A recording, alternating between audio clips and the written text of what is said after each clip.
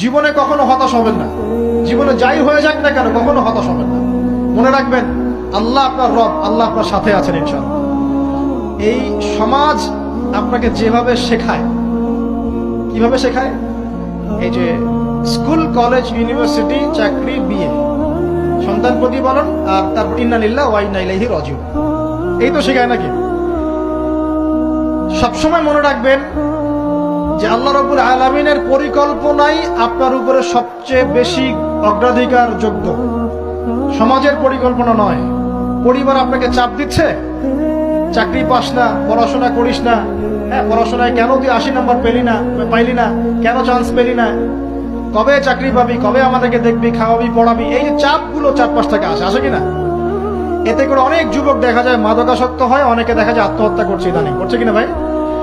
এই শব্দটা থেকে আমি এই পয়েন্টটা আজকে লিখেছিলাম যে ভুলেও আল্লাহর প্রতি বিশ্বাস এবং তাওয়াক্কুল হারাবেন না। সমাজ যেভাবে শেখায়, সমাজ চারপাশে যে চাপ আপনাকে দিচ্ছে, এই চাপে নিজে গা ভাসিয়ে দিবেন না।